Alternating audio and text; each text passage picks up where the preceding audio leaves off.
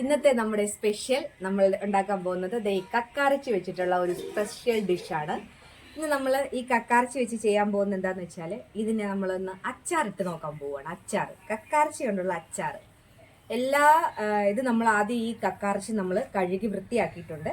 ഈ കക്കാരച്ചി വെച്ച് നമ്മൾ അച്ചാർ ഉണ്ടാക്കാൻ പോവുകയാണ്. ഇത് നമ്മൾ വെളുത്തുള്ളി ഇഞ്ചി എല്ലാം കൂടി ചേർത്ത് ആദ്യം നമ്മൾ ഈ കക്കാരച്ചി നമ്മൾ വറുത്തെടുക്കണം. വറുത്തെടുത്ത് കഴിഞ്ഞാൽ നമ്മുടെ സാധാരണ അച്ചാറിടുന്ന പോലെ നമ്മൾ അച്ചാറിട്ടിട്ട് നമുക്ക് കക്കാരച്ചി അച്ചാറിലേക്ക് അപ്പോൾ കിടക്കാം.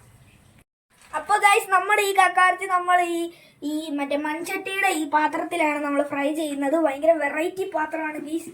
ഞാൻ ആദ്യമായിട്ടാണ് മൺചട്ടിയിലൊക്കെ ഫ്രൈ ചെയ്യുന്നത് കാണുന്നത് തന്നെ ഗൈസ്. അടിപൊളിയാണ്.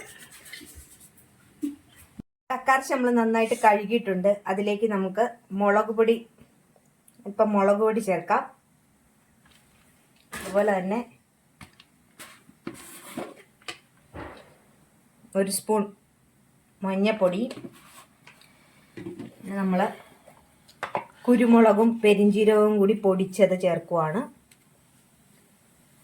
കുരുമുളക് പെരിഞ്ചീരകം കൂടി ചേർത്ത് പിന്നെ നമ്മൾ അതിലേക്ക് ഉപ്പ് ചേർക്കുവാണ്. പിന്നെ നമ്മൾ ഇത്തിരി വെളിച്ചെണ്ണയും കൂടി ചേർത്ത് ഇതിനെയൊന്ന് മിക്സ് ചെയ്യുവാണ്. നന്നായിട്ടൊന്ന് മിക്സ് ചെയ്യണം കക്കാരച്ചി.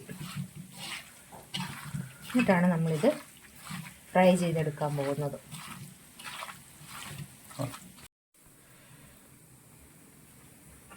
കക്കാരച്ചി നന്നായിട്ടൊന്ന് ഫ്രൈ ചെയ്തെടുക്കണം. ഈ കക്കാരച്ചി നല്ല കടല പോലെ അത്രയ്ക്കങ്ങ് മൊരിയേണ്ട കാര്യമില്ല. നമുക്ക് ജസ്റ്റ് ഒന്ന് മൂത്ത് വന്നാൽ മതി. ചെറിയതായിട്ടൊന്ന് മൂത്ത് വരുമ്പോൾ തന്നെ നമുക്ക് ഇത് പാകമാകും. കറിവേപ്പിലയും കൂടി ചേർത്ത് കൊടുക്കാം.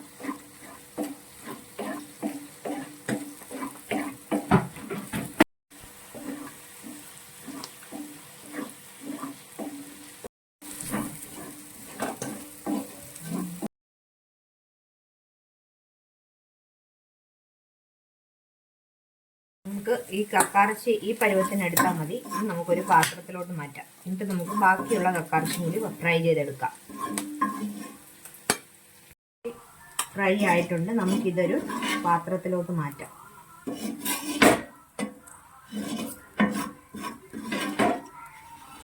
നമുക്ക് അച്ചാർ ഉണ്ടാക്കാൻ വേണ്ടിയിട്ട് നമുക്ക് കുറച്ച് നല്ലെണ്ണയാണ് നമ്മൾ ഒഴിച്ചു കൊടുക്കുന്നത്. കുറച്ച് നല്ലെണ്ണ ഒഴിച്ചു കൊടുക്കാം. നമുക്ക് 1 ടീസ്പൂൺ കടുകിടാം. കടുകൊന്ന് പൊട്ടി വരുമ്പോഴേക്കും നമ്മൾ കുറച്ച് ഉലുവയും കൂടി ചേർക്കണം. ഉലുവ ഒരു 2 സ്പൂൺ ഇടുന്നുണ്ട്.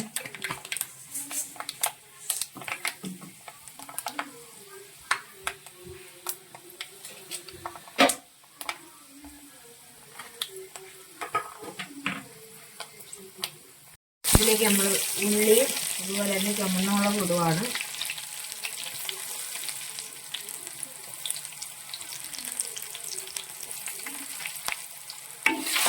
നന്നായിട്ട് മൂത്തതിന് ശേഷം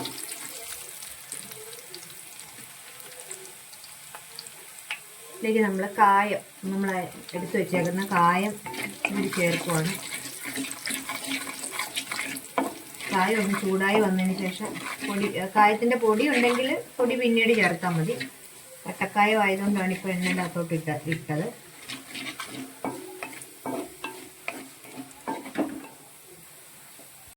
നമ്മൾ അരിഞ്ഞു വെച്ചിരിക്കുന്ന ഇഞ്ചിയും അതുപോലെ തന്നെ വെളുത്തുള്ളിയും ചേർക്കുവാണ്.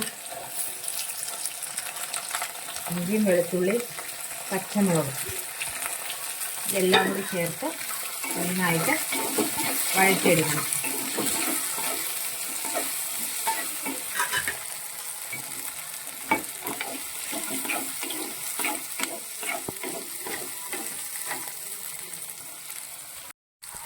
ഇതിലേക്ക് കുറച്ച് ഉപ്പ് കൂടി ചേർക്കുവാണ്. ഉപ്പ് കൂടി ചേർത്ത് നന്നായിട്ട് ഇതിനെ ഇളക്കി യോജിപ്പിക്കുക.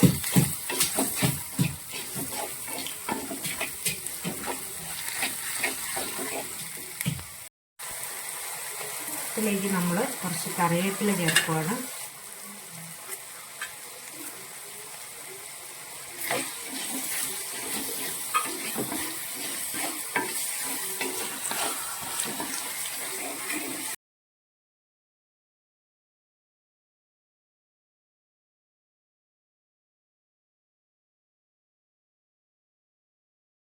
ഇതിലേക്ക് നമുക്കൊരു 2 സ്പൂൺ മുളക് പൊടി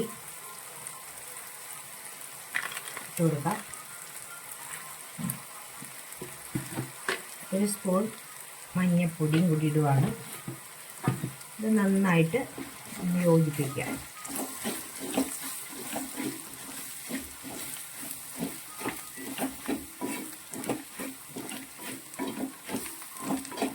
യോജിപ്പിച്ചതിന് ശേഷം നമ്മൾ വറുത്ത് വെച്ചിരിക്കുന്ന കക്കാറച്ചി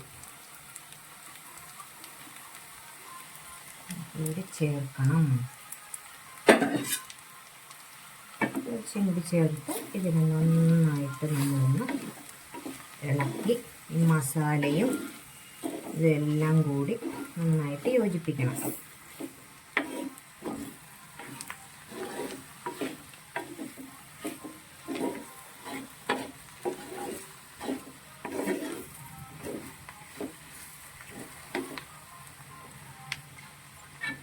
ഇതിലേക്ക് നമ്മൾ വിനാഗിരിയും കൂടി ഒഴിച്ചു കൊടുക്കണം. വിനാഗിരി ഒഴിച്ചില്ലെങ്കിലും കുഴപ്പമില്ല, എങ്കിലും ഞാൻ വിനാഗിരി ഒഴിച്ചൊന്ന് തിളപ്പിക്കുക.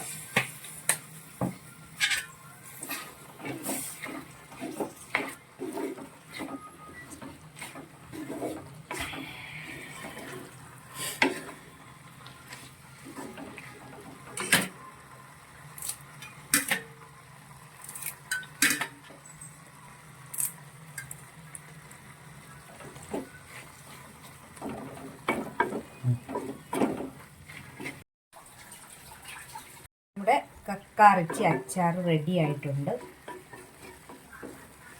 നല്ല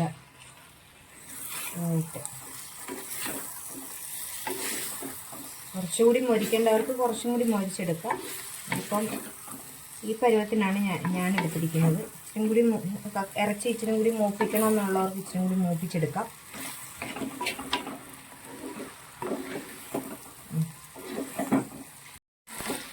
കക്കാറച്ചി അധികം മൂത്ത് കഴിഞ്ഞാൽ ഈ മസാലയെല്ലാം പിടിക്കാനായിട്ട് പാടാം, അത് വേറെ വേറെ കിടക്കും. അപ്പോൾ നമ്മളൊരു ചെറിയ വേവിട്ട് നിർത്തുമ്പോഴാണ് ഈ മസാലയെല്ലാം അതിൽ പിടിച്ച് കക്കാറച്ചിയുടെ സ്വാദും എല്ലാം കൂടി വരുന്നത്.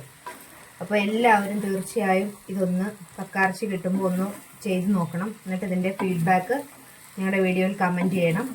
എല്ലാവർക്കും ഞങ്ങളുടെ വീഡിയോ ഇഷ്ടമായെങ്കിൽ ലൈക്ക് ചെയ്യാനും ഷെയർ ചെയ്യാനും അതുപോലെ സബ്സ്ക്രൈബ് ചെയ്യാനും മറക്കല്ലേ.